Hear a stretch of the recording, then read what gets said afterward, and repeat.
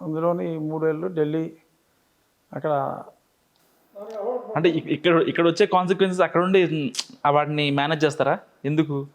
Manage చేసే అవకాశం అక్కడ ఉంటే రావాలి, మనకు తెలియదు. ఎందుకంటే మీరు అక్కడ ఉన్నారంటే టీడీపీ ఎంపీలు ఎవరు ఎక్కడ వచ్చినా సరే, ఈవెన్ లోకేష్ అయినా సరే మీ దగ్గరికి వచ్చి మీ దగ్గరే ఉంటారు. సరే, గల్లా జయదేవ్ గారి ఇంట్లో కొన్ని రోజులు నేనే వెళ్తాను వాళ్ళ దగ్గరికి.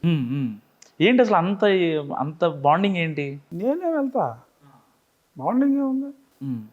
ఇవాళ రాష్ట్రాన్ని కాపాడాలి అంటే ఎస్, ముఖ్యమైన పార్టీ తెలుగుదేశమే. మొన్న ఆయన జైల్లో ఉన్నారంటే కూడా మీరు ఒక సొంత కుటుంబ సభ్యుడి కన్నా ఎక్కువ చూసుకున్నారు మీరు. బాధ ఉంటుంది కదా అన్యాయంగా జైల్లో పెట్టినప్పుడు. అవును, ఉంటుంది, బాధ ఉంటుంది.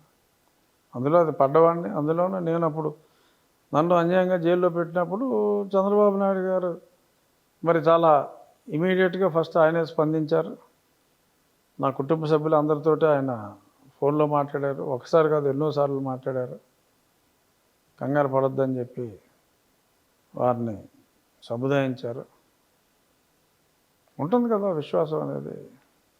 మళ్ళీ ఏదైనా అంటే మళ్ళీ అక్కడికి ఆయన దగ్గరికి వస్తున్నారంటారు. అందరూ జగన్మోహన్ రెడ్డి లాగా విశ్వాసఘాతకులు కాదు కదా. నెక్స్ట్ ఒకవేళ మళ్ళీ జగన్ వస్తే పరిస్థితి ఏంటి సార్ ఏపీలో? అసలు ఆ ప్రశ్నే ఉత్పన్నం కాదు. మీరు ఇంకా ఏపీకి రారు అప్పుడు? లేదు, అసలు ఆ ప్రశ్నే ఉత్పన్నం కాదండి. ఒకవేళ ఇన్ కేసు వస్తే లేదు. ప్రజాస్వామ్యం అంటే ఎవరికైనా ఉంటుంది సార్, అటు వాళ్ళకైనా ఉంటుంది, ఇటు మీకైనా ఉంటుంది, ఎవరికైనా ఉంటుంది. ఒకవేళ ఇన్ కేసు వస్తే, ఎందుకంటే వాళ్ళు వై నాట్ 175 అనే దాంతో అసలు ఇంకా ఎలక్షన్ ఫీవర్ మూమెంట్ రాకముందే వీళ్ళు క్రియేట్ చేసి మరీ ముందు జనాల్లోకి వెళ్తాయి. వై నాట్ 175 అనే స్లోగన్ వదిలినప్పుడే వాళ్ళ పని అయిపోయిందని అర్థమైపోయింది. ఎందుకంటే బుద్ధి ఉన్నాడు ఎవడు అలా మాట్లాడ్డావు. అది కేవలం బుద్ధి లేనితనం. బుద్ధున్నోడు ఎవడో మాట్లాడ్డా మాట. ఒక రాజకీయ పార్టీ అధినేతగా, ఒక రాజకీయ పార్టీగా ఉండి కనీసం ఒక్కడు కూడా ప్రతిపక్షంలో ఉండకూడదు అనే ఆలోచన వచ్చిందంటేనే అటువంటి బేవకూఫ్ ఆలోచన అని చెప్పి బుద్ధున్న ప్రజలందరికీ అర్థమైపోతుంది. అటువంటి వాళ్ళని అసలు ప్రజాస్వామ్యంలో ఉండటానికే అనర్హులు. It's not democracy. ఆ ఆలోచనే తప్పు. అటువంటి దరిద్రపు ఆలోచనతో ఉన్నవాడిని రాజకీయాల నుంచి దూరంగా పెట్టాలి. ప్రజలు ఆ పని చేస్తారు. ఇప్పుడు అలా కదా, అసలు నువ్వు పొలిటికల్ పార్టీలో ఉండి అసలు అపోజిషన్కి సింగిల్ ఎమ్మెల్యే ఉండకూడదు అనుకుని మాట్లాడుతున్నాడంటే ఓపెన్గా. అంటే మంచి చేద్దాం అనుకోవచ్చు అని అనుకోవచ్చు కదా. నువ్వు మంచి చేద్దాం అనుకుంటే నీకు ప్రతిపక్షం ఉంటే నీకు వచ్చిన నష్టం ఏంటి?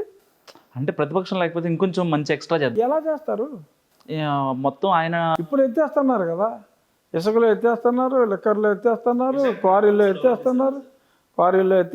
విశాఖపట్నంలో ఏం డెవలప్ చేశాడు? ఆడు ఉంటానికి ఒక కొంప కట్టుకున్నాడు 443. మొన్న ఇన్ఫోస్ వచ్చిందంటే 3000 వచ్చింది ఏమీ లేదు, అంత ట్రాష్. ఆడు ఉండటానికి ఒక కొంప కట్టుకున్నాడు ప్రభుత్వ ఖర్చుతో. ఓ 3 నెలలు ఉండటానికి ఓ 443 కోట్లు పెట్టి కట్టుకున్నాడు అంతే. ఎన్నాళ్ళు ఉంటాడో తెలియదు. మొత్తం పరిపాలన రాజధాని అదే. సరే, ఇప్పుడు మొత్తం పరిపాలన రాజధాని అదేని చెప్పి పిచ్చోడు అనుకుంటాడా? జర్నలిస్ట్ నీకు బుద్ధి ఉండాలి కదా. పరిపాలన రాజధాని ఎలా అవుతుంది? అది ముఖ్యమంత్రి బెల్లం అక్కడికి వెళ్ళి ఒక కొంపలో కూర్చుంటే అది పరిపాలన రాజధాని అవుతుందా? అంటే వాళ్ళు చెప్పింది ప్రభుత్వం అధికారికంగా ప్రకటిస్తుంది. మాట్లాడతాడా? మాట్లాడినాడు నీకు ఉండాలి కానీ అంటున్నా. రాజధాని కెనాట్ బి షిఫ్టెడ్ అని సుప్రీంకోర్టు చెప్పింది. అయినా కానీ మళ్ళీ మార్చేసి నేను రాజధాని షిఫ్ట్ చేయట్లేదు. ముఖ్యమంత్రి ఆ వెనకబడిన ప్రాంతాలని రివ్యూ చేయడం కోసం వారానికి 2 రోజులు అక్కడ కూర్చుంటాడు అంతే. ముఖ్యమంత్రి ఒక క్యాంప్ ఆఫీస్ పెట్టుకుంటున్నాడు అంతే అని చెప్పి వాళ్ళు జీవోలు కూడా ఇచ్చారు. మతిలేని కొంతమంది మంత్రులు ఇదిగో పరిపాలనా రాజధాని వచ్చేసింది అని చూపెట్టే ప్రయత్నం చేస్తున్నారు. ఆర్డర్ మనం 2 నిమిషాల్లో క్యాన్సిల్ చేస్తాం. ఇంకా అతను సరదాగా వెళ్ళా ఇంట్లో ఉండడానికి కూడా ఉండదు. డైరెక్ట్గా we are shifting the executive capital to Visakhapatnam అని మనం రద్దు అయిపోద్ది ప్రభుత్వం కంటెంప్ట్ ఆఫ్ కోర్టు కింద. వాళ్ళు అవడం అంటలా, అందుకనే భయపడి ఈయనేదో అక్కడికి వెళ్తాడు, ఆ కంపలోకి వెళ్తాడు, ప్రార్థనలు చేసుకుంటారు. 9వ తారీఖు లేదా 10వ తారీఖు అతని భార్య బర్త్డే ఉంది కాబట్టి 8వ తారీఖు అనుకుంటా. ఏదో ఆ టైంకి అటు ఇటుగా పూట అటు ఇటుగా వెళ్ళి అక్కడ ఏదో ప్రార్థనలు చేసుకుంటారని చెప్పి అన్నారు. పూజలు చేయరు కదా వాళ్ళు, ఏదో ప్రార్థన చేసుకుంటారని చెప్పి అన్నారు.